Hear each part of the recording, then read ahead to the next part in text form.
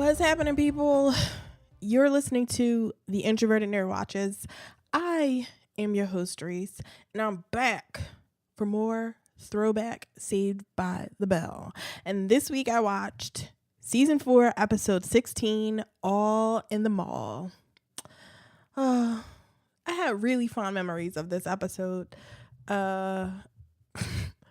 After watching it again, I don't know why I had really fond memories of it, but whatever, we'll get into that later. But right now, you should subscribe to the podcast. Pause right now, right this second, or listen to me for a few more seconds and then pause when I tell you to. Subscribe to the podcast. It's available on Apple Podcasts, Google Play, Stitcher, and wherever you get your podcast. So go to those places, search for The Introverted Nerd Watches, subscribe, leave me a 5-star review, and what else? I think that's it. Oh, you can follow me on the socials. That's always good. Follow the podcast at NerdTrovertPod, NERD Trovert Pod. I'm too lazy to spell the whole thing. But look in the show notes. I always have this stuff in the show notes. So Nerdtrovert Pod, where I live tweet everything. I just live tweeted The Gifted. That show is so damn good, you guys. Everybody should be watching because I'm also podcasting about The Gifted this season 2. Use hashtag NerdyWatch if you want to live tweet with me and talk to me while I'm live tweeting all of these shows. On Instagram, I'm at TheIntrovertedNerd, and like the Facebook page at facebook.com/TheIntrovertedNerd. So let's all go to the mall, or let's all get into the mall. Whatever. It's all in the mall, you guys. So like I said, I had really fond memories of this episode. I don't know what I thought happened, but I remember Lisa being a big part of it, and that was kind of my thing. Is Lisa a big part of it? Lisa has her own. She's a bigger part than she usually is, I guess. There's no Jessie in this episode, so she's not sucking up all the space with her, I was about to say with her feminism. I'm also a feminist, but Jessie is kind of annoying with her white feminism, I'll say. Sorry, white feminist, but you know how you are. And you know how Jessie is if you've been watching the show along with me for the last 4 seasons. So, whatever. And Lisa were probably my favorite, like, late 80s, early 90s outfit that everybody on TV used to wear. So my girl's wearing a pair of biker shorts with a blazer. It is a terrible outfit. Like, it's black and green. I used to so badly want biker shorts. I had biker shorts, but I wanted the kind that had the lace. I'm such a loser. I wanted the kind that had the lace around, like, the bottom of them. It's so bad. They're so ugly too. So they're biker shorts, but they have lace around the bottom, and they also had the longer leggings that had the same thing. That's not what Lisa was wearing in this episode, but biker shorts and a blazer. Like, I really don't understand the blazer thing. Like, I never wore a blazer as a teenager. But you can't judge anything by me though, because I was, like, always trying to have a t-shirt and some jeans on. Like, the most comfortable thing I could find was the best for me, because I was that's the kind of teenager I was. Lisa is a little more dressy than me, but I don't remember any kids in my school coming, and this wasn't even dressy. Like I said, she was wearing biker shorts and a blazer. So this is not dressy outfit, Lisa. Whatever. I'm getting hung up on the wrong things. Just go look at Lisa's outfit. And I liked her hair in this episode too. Very, I don't know. Lisa has that good hair, I think. Or Lark Voorhees has that kind of good hair. I mean, if you're black, you know what I'm talking about. The good hair thing. I'm not really going to get into that right now because it's not that important. I like Lisa's hair. I liked her whole neon green and black color scheme going on in this episode. So thumbs up for Lisa in this episode. So the gang is at the mall. Everybody except for Jesse, like I said. And there's a U2 concert coming. Okay, this is the first thing that kind of shocked me because they usually make up bands like what was it, that episode where they wanted to do the subliminal messages that Zack did? Who was the guy? Bo Revere. That's what it is. So they made up a whole artist, Bo Revere, who, you know, was like this top artist everybody loved. He was Kelly's favorite. So they do things like that, like make up Bo Revere, and then you come to this episode and they have U2. But they also mention Elvis. Like there's a whole Elvis thing going through this series. So I never know when they're going to make up a person or, you know, make up something, and when they're going to just go with like the real deal thing. Like you could mention like a band or something like that, right? You don't need like permission the way that you would need permission to mention like you couldn't mention like Frosted Flakes or something like that in a show, but you could mention a person or a band like U2, like they did in this episode. So why the Bo Revere of it all? I don't know. I don't get it. I never know why Saved by the Bell does the things that they do. I think it's probably better that way. It's probably better that they just have no rhyme or reason for the things that they do, and it makes it more interesting as an adult looking back at like what, really? Bo Revere? But we're going to mention U2. Oh, whatever. So the scheme before, like Zack had a ton of schemes in this episode. So his first one is that they all were too lazy to wait in line themselves for U2 concert tickets. So what they decided to do was bribe Screech with a new teddy bear. I cannot roll my eyes hard enough at that.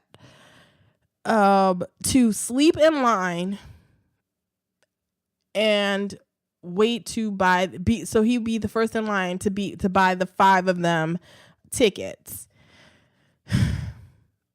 It's like, why do they still trust Screech to do anything? They know him.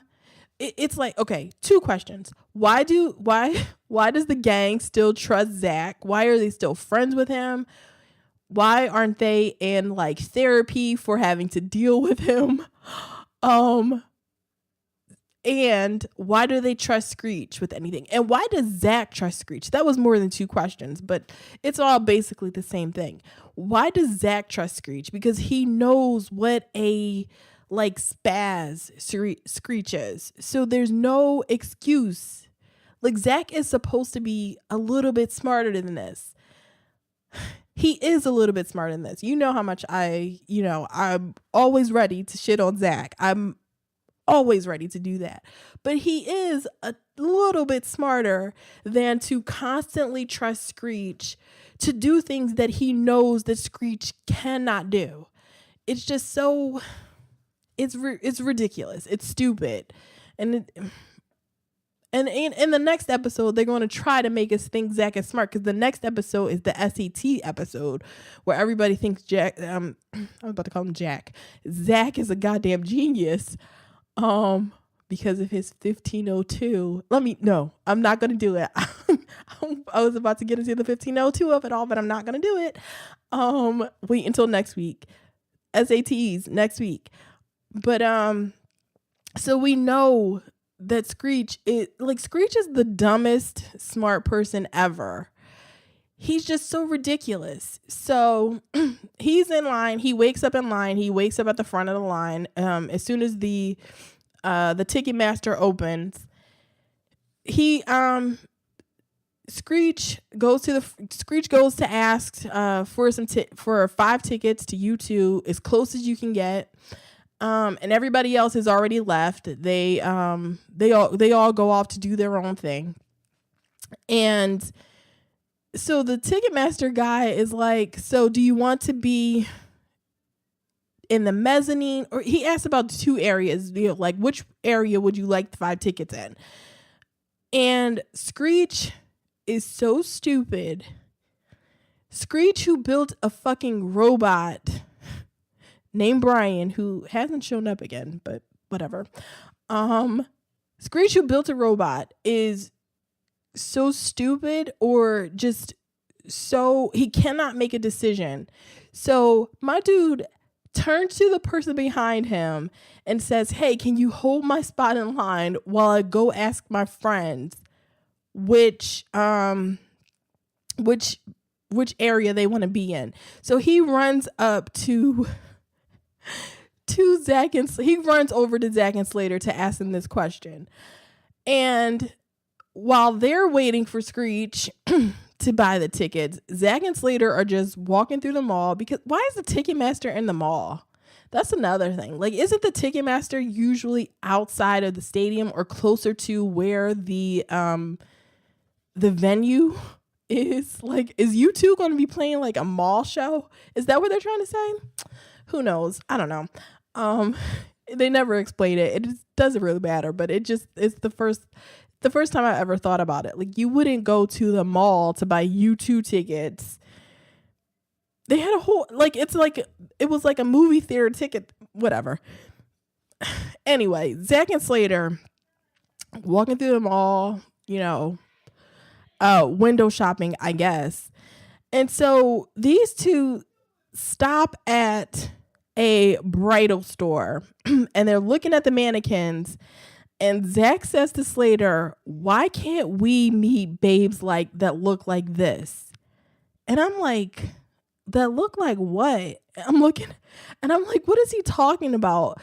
Because I don't know why I couldn't see or something. I mean, I have a big enough TV, but I could not remember, like, from watching the show before when I was a kid, what he was talking about.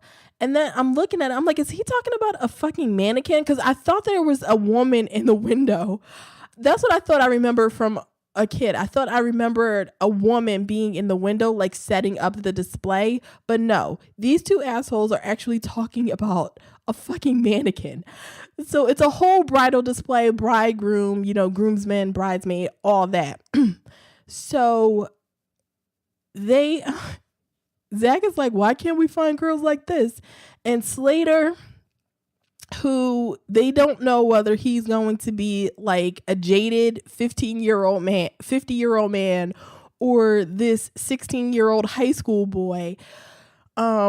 In this episode, he's the jaded old man, because he says, he looks at the mannequin and he says, she has a cute figure. She doesn't talk back. And he and Zack sort of like, they high five this, and it's like, we're talking about a mannequin. It's not like, who's attracted to mannequins? I understand they're supposed to be horny teenage boys, but really, mannequins? And don't come at me, because I know somebody out there probably has a mannequin fetish. I'm not kink shaming you. I mean, whatever. Fuck all the mannequins you want. These mannequins, not attractive. They look fake. They look like giant Barbies, or not even Barbies. And okay. And it's not even like the mannequins were wearing like a sexy outfit. Like, if they were in front of Victoria's Secret and they started talking about the mannequins, I would still think that they were like kind of icky, but I would be like, okay, they're looking at sexy mannequins in, underwear. She was in a fucking wedding dress. That's the least sexy you could ever be. I'm sorry. Like, beautiful you could be in your wedding dress. Nobody's looking at a woman in her wedding dress like, damn, that bitch is sexy. Like, I've never done it. I don't know. Maybe somebody else has. Maybe somebody has worn like a super sexy wedding dress. But this mannequin, I'm calling her a woman. See, this mannequin was not wearing a sexy tight wedding dress. She was wearing like a fucking ball gown, practically like one of those like almost Princess Diana like wedding dresses. So there was no way that they were looking at that thinking, wow, this is this thing is so sexy. And then in order to prove that this whole mannequin thing was like they were trying to make it a thing.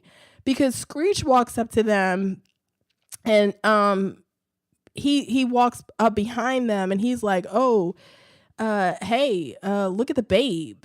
And I'm like, "Okay, so are we supposed to believe that they think that these mannequins look real?"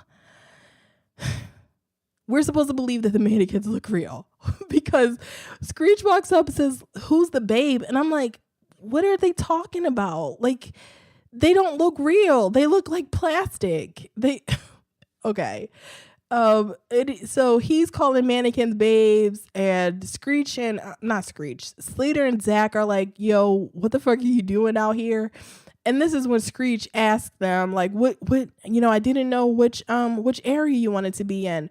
And they're like, "Hey, dumbass, you really got out of line to come and ask us this? You could have bought anything." So they're pissed. The girls are out buying shoes. Lisa meets a dude in a shoe store, which I have all kinds of problems with because, okay, we don't see this guy until like really later in the episode, but Lisa and Kelly go to buy shoes. They were going to try on shoes and buy shoes and all that. Well, we all know that Kelly doesn't have any money. So I don't know why. Is Lisa a good friend for asking Kelly to go like shoe shopping with her? Because Kelly at one point later in the episode tells them that, "Hey, I can't really do anything because I gave you all of my money to buy my ticket." So it's like, okay, Kelly maxed herself out. We know she has like 20 brothers and sisters. She's been working, like Kelly got problems. And so this is like a real, going to the U2 concert, real treat for her. Lisa has her own credit card. Girl got, both her parents are doctors, got ton of money. So she takes Kelly to the shoe store with her, but Kelly can't buy anything. So she's just sitting there watching Lisa try on shoes. And then Lisa starts flirting with the shoe salesman guy. So it's like, come on, Lisa. Like, do your girl a favor. Don't be that person, but whatever. So anyway, the shoe salesman guy, I thought at first was going to be like a teenager, but no. Dude is a whole grown ass man. They got a problem on this show with inviting like older like men to hit on these young girls. They did it with Jeff. They're going to do it again with Kelly. Did they do it already, or are they going to whatever? Something happens where another like grown man, clearly adult man, hits on Kelly. And then they got this guy with Lisa. I mean, this is only a one episode, like he's barely in this kind of thing, but it's like they are children. They are 16 years old. This grown man should not be hitting on Lisa. And they also do it again with Lisa earlier on when she starts flirting with the drill sergeant guy. So they do this a lot where they have these girls like flirting and having, like, it's one thing to have, one of these, girls or even the guys have a crush on an adult. It's another thing when the adults start reciprocating. It's highly uncomfortable and it's so wrong. And I don't know why they did this, but whatever. So Lisa's flirting with the guy, with the shoe salesman guy. And I also question, like, he doesn't know how old she is. Come on. Okay. I'm getting hung up on the wrong things. Let's continue on with the episode. So, they go back after Lisa buys all the shoes and Kelly, sits in a corner watching her, wishing that she could do it too. Um, they go back to the guys in the mall, and the Zack and Slater are like, they don't want to tell Kelly the truth because Kelly walks up by herself at first because Lisa's still back flirting with the old man. Um, and so Kelly asks, like, where's Screech? He should already have the tickets by now. And Zack and Slater have to tell her, like, Screech is a dumbass. We all knew he was a dumbass, but we're still going to be upset with him for being the dumbass that we knew he was. And he didn't buy the tickets because he stepped out of line. And Kelly's upset. She's like, oh shit, that was all my money. But now she's maybe kind of happy because she still has her money and she can go do something. She can save that money for, I don't know, when her next prom comes up, her next school dance, she'll have a dress next time. So Lisa comes along after buying some really ugly shoes, and she sits down, and it's a whole thing. Like, I don't know why they wanted Lisa to find the money that they're about to find, but they really wanted Lisa to find it. So Kelly is sitting on a bench by herself. Zack and Slater are sitting on a bench together. And so when Lisa walks up, she walks up and she's like talking to them standing there, and then she wants to sit down. So she pushes Slater, and she like pushes Slater, like telling them, Zack and Slater, to move over. And I'm like, wait, what? Like, why wouldn't you just go sit next to your best friend instead of like doing this whole thing where she pushes them over? And it's like, and why didn't they say this is not a big deal? I just don't understand the logistics of it. Why did Lisa have to be the one to find the money? Because that's what happens. Lisa sits down and she puts her bag down, and then when she looks down again, she asks Zack and Slater, like, yo, hey dude, did one of you leave your bag over here? And when she picks it up, there's $5,000 in it. And we know it's $5,000 because Lisa like fans out the money. She like smells it, and then she like fans it out by her ear, and she like guesses $5,000. So this is like a Lisa treat. Like, she did this at her birthday party where she was shaking the boxes, and she knew exactly what was inside based on, how it sounded while she shook it. I love Lisa, but they really are making her like this spoiled rich girl who, whatever. I still love you, Lisa. You're the best. Don't let anybody tell you differently. So they find the money. Goody Two Shoes Kelly wants to give it back. She wants to go find a cop and, give the money back because it might belong to somebody. She says it might belong to somebody poor. And Slater is like, nah, girl, a poor person wouldn't have had $5,000. And I'm like, oh, come on, you guys. You're all rich. Kelly is the only one that's having like money troubles. Everybody else we know on this show not having any money troubles. Everybody's just fine. And I never understand why these kids are always so desperate for money. I get it. On one hand, I get it. You're a teenager. You don't have a lot of like cash on you. But like I said, Lisa has her own credit cards. Her parents will give her money if she wants. I'm sure Zack and Slater, they probably have like similar situations going on. So, but they're always so desperate for money, and they're always so desperate to make money.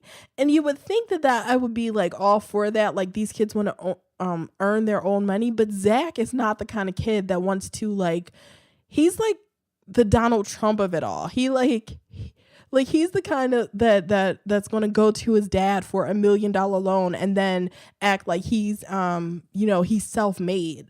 So this is exactly what Zack wants to do.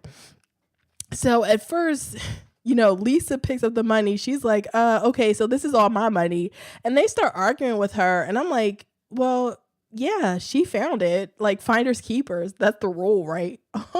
Like even up until like yeah, finders keepers. That's the rule.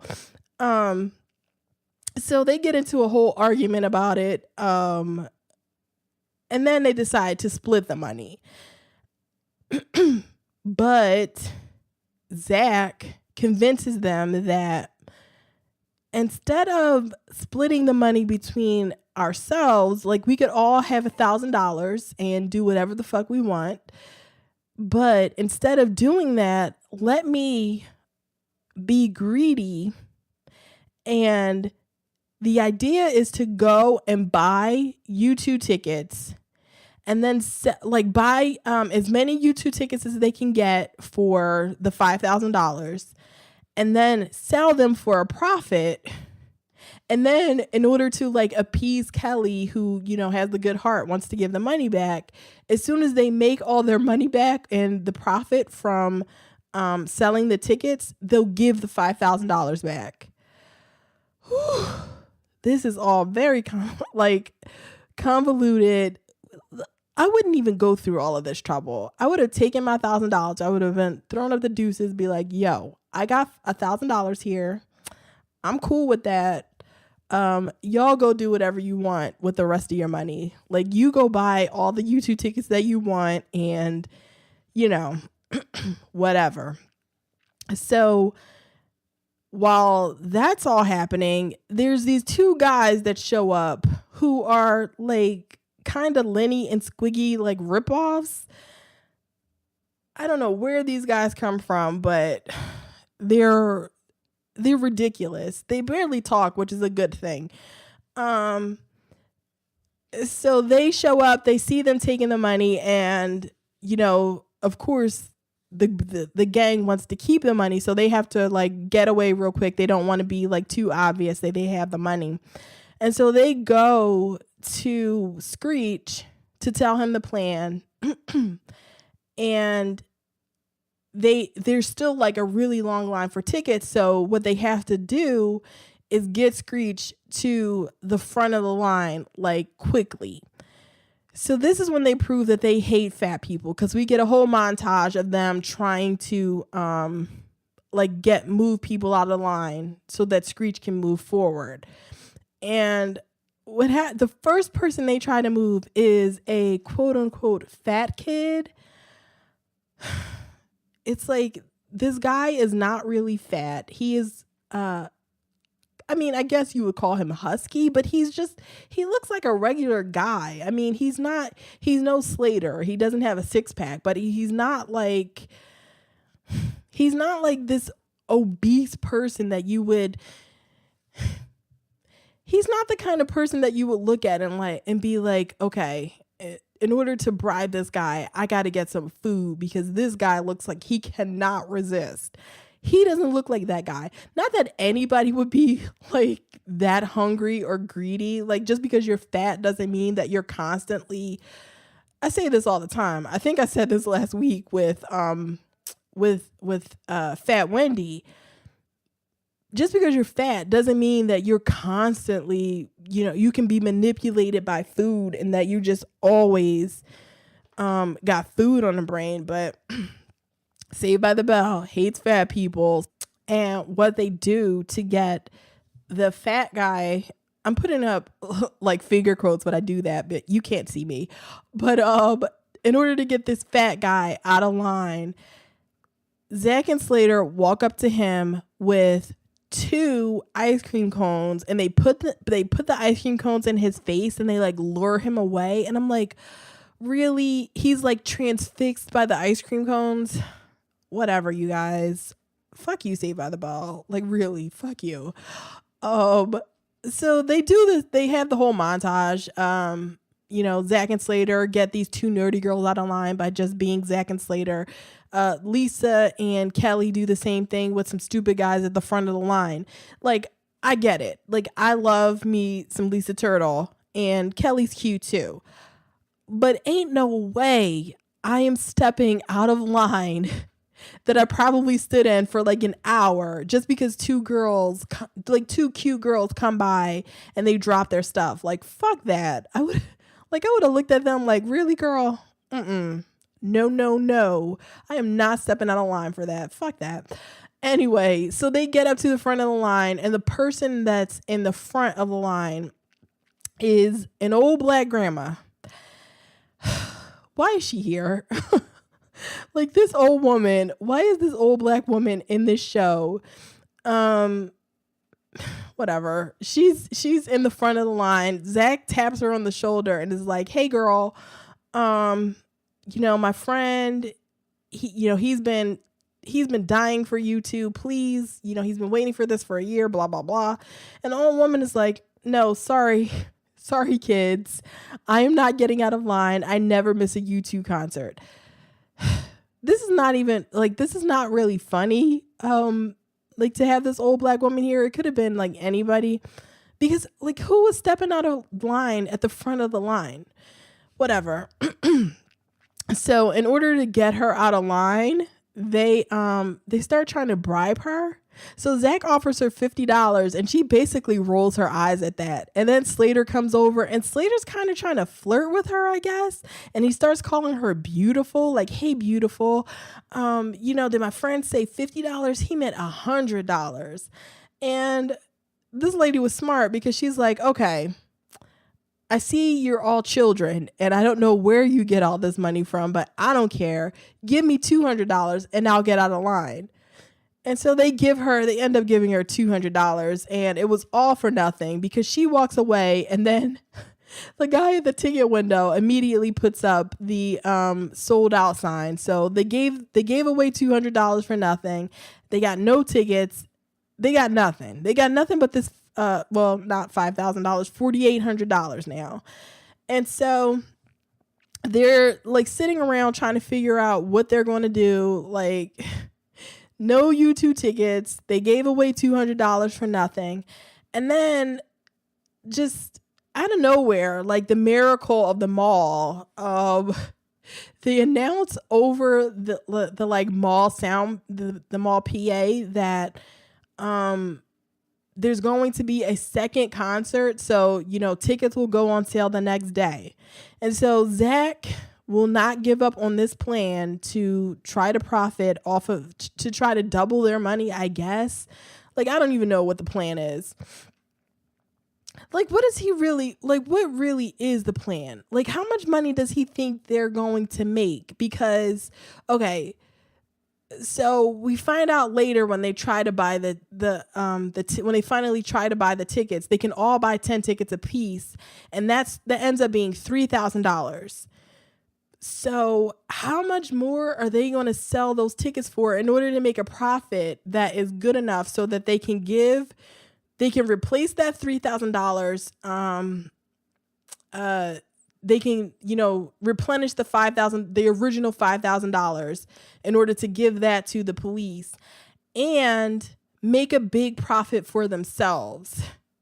So it's I don't know, maybe they'll make $5,000 off of these tickets. And it's well, you had $5,000 already and you just made a lot of work for yourself. I don't know. Who knows? Whatever. They're young. They have the energy. It doesn't matter. So they decide that they have to stay overnight at the mall in order to be the first people in line so they can get the tickets. And another thing they do, since they have everything all worked out, they decide, okay, we can spend a little bit of this money. Slater says, let's dip into our profits up front so, we can have something to do today. So Zack gives everybody $200. And it's really? Really, you guys, you're going to spend this money? Whatever. You're spending your profits already, so you're already in the hole. Anyway, Lenny and Squiggy are still following them all around the mall, and Zack and them are noticing it. So, and it's so crazy because Zack is in the middle of the food court with a wad of money in his hand, everybody should be looking at them, like looking at these teenagers who have all this fucking money, he's like handing out money to his friends like in front of everybody. So they're not even trying to be like kind of discreet about, this money that they found. They're so tiring, these kids. So, they go buy stuff. They all end up at the movies, and they're like, everybody except Zack and Slater see that they're being followed by Lenny and Squiggy. And Zack and Slater are like, no, they're just in the mall. They're just patrons at the mall like everybody else. Like, stop being so paranoid. But Lenny and Squiggy are ending up everywhere they go. And they end up at the shoe store because Lisa and Kelly keep going back to the shoe store. So while Lisa's at the shoe store trying on more shoes, like with this old guy being creepy, taking pictures. She mentions at one point that he took pictures of her feet. Like, this is so disgusting. Kelly walks up to her and is like, Lisa, we got to get out of here. We have to meet up with the rest of the group. And then she sees Lenny and Squiggy. They're like in the store, like being creepers. They're obviously old men. And these girls would obviously be a little like scared that these old men are following them, but they still do it. And so Kelly is like, Lisa, put the money in your shoebox because nothing can go wrong if you do that. Put the money in your shoebox and hide the money so that we'll have it all together tomorrow. Like, don't keep it on your body. Like, nobody here keep it on your body or keep it like really close to you. Put it in a shoebox. In a bag that you're going to sit down everywhere so that, there's a possibility somebody could steal it. They're so stupid. They're so stupid. So Lisa and Kelly run out of the shoe store. They end up going to the movies with the rest of them. Zack and Slater are talking all throughout a movie. And it's so, like, they're really loud. They're acting out scenes from the movie or they're making up scenes from the movie. And they're so loud. Nobody in the movie except Lisa and Kelly is annoyed that these two guys are talking over the movie. It's just so ridiculous. But Lenny and Squiggy show up there too. And the plan is to be discreet, act like you're going to the bathroom and walk out so that they don't suspect that you're leaving. And these guys' way of being discreet is to get up in the middle of the movie theater, a dark movie theater where the movie is playing, and whistle their way out of the door. I mean, come on. And all 5 of them do this. They whistle their way out the door. It's so ridiculous. So they end up spending a night in like a sporting goods store in a tent, and they get up to the front of the line in the morning, and they try to buy the tickets, and surprise, the money is missing because Lisa got the boxes mixed up because of course that is what is going to happen. And so they go to a shoe store and basically tear the shoe store apart, and nobody stops them from doing this. I guess, the shoe salesman guy I believe his name was Todd, was so hung up on Lisa's feet that, he just allowed these kids to tear up the shoe store looking for a shoebox full of money.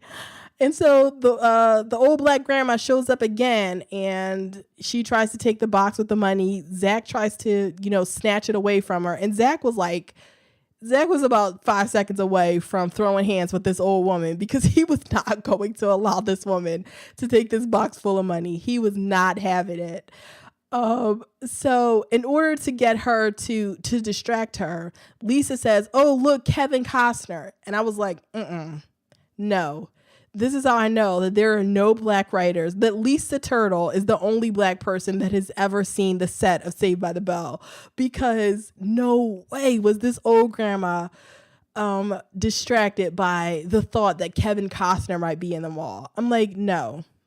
If you said, "Look, grandma, there goes Denzel, then I would be like, yep, totally believe it. She would run away if she thought that Denzel was there, not Kevin Costner. And I don't think The Bodyguard was out yet, so she was definitely not. Yeah, no, we're in Dances with Wolves stage Kevin Costner. No way this old grandma was this old black woman was running away to see Kevin Costner. Nope, never happened. So Lenny and Squiggy show up again, and that's when they start to confront the kids about the money. And they, run out. They run up to the mall cop and they try to confess to him that the guys are, that Lenny and Squiggy are following them around. And he said, Kelly is like, can you help us? And, they're all crying and frantic. And the officer is like, why would I help you when I'm with them? And then, they're all scared. We have a whole scene where the whole gang pretend to be the mannequins from the bridal store. So that was the whole thing. We had to bring the mannequin thing back because that was so funny. I don't know. So turns out it's all been a hoax. Lenny and Squiggy they're from Candid Video. Come on, you guys. Candid Video. Okay, the original show, which, I've never seen, but I do remember, is Candid Camera. You couldn't get more creative. You call it Candid Video? Come on now. Like, really? You didn't even try with that name. Like, Candid Video? Come on. So, the camera people all come out. They're all surprised. Ha, ha, ha. Lenny and Squiggy, they have, however much money is left over, Zack gives them. And the prize for being on Candid Video is 5 tickets to U2. And it's like, come on, no. Like, if you're a teenager, maybe you'll buy into that shit. But me as an adult, I'm like, 5 tickets to U2, where the money at? Like, throw me some cash. I'll take these U2 tickets, but I want some money to be on your TV show. Like, I'm not doing this I'm not working for U2 tickets. You get a whole ass episode from us being stupid, doing ridiculous things in this mall. You are not like, the payment for that is not U2 tickets. And they already spent some of the money. So this is so ridiculous. Candid Video, U2 tickets as your prize. It's so stupid. I love this show. Oh, Candid Video. I cannot stop laughing at, though. It's like, the show is called Candid Camera. You didn't have one writer who could think of something better than Candid Video. Like, really? Really, dude? You couldn't think of anything better than Candid Video. Oh, like, Candid Video is just lazy. You like, just anything. I can't think of anything right now, but come on. You're writers. You write this show. You should be whatever. They got their U2 tickets and everything works out for them as usual. And next week is the SAT, so I love that episode. I cannot wait until that episode. So that is the end of the episode, you guys. And I got some things coming up. So this episode you'll be hearing on Throwback Thursday. And then on Friday, I'm going to have my first review for episode 1 of The Gifted, because I'm reviewing the season of The Gifted this year. So yay, I'm so excited. I freaking love that show. That show is so good. I can't wait to talk about it. So make sure you subscribe. You'll get that first episode of The Gifted on Friday. And the season finale of Fear the Walking Dead is coming up. So that episode will be out next Tuesday. And you already know, if you've been listening, that I have not enjoyed that show. I am not going to be podcasting about it anymore. I am done with that show after this season. So I have to find something else to fill its place. Oh no, maybe I don't, because Black Lightning is coming back. So Black Lightning is going to take the place of Fear the Walking Dead, and we'll figure out the schedule as we go along. But definitely listen out for the season finale of Fear the Walking Dead and the season premiere, my season premiere episode for The Gifted. And if you want to send me feedback for any of these shows, send it to TheIntrovertedNerd@gmail.com. I will read it on the podcast, and I will respond to you if you have something to, if you want to challenge my views about any of these shows. I am always going to defend my opinions on them, because I'm combative for no reason. Whatever. Anyway, you guys, that is all. I will talk to you next week. Later.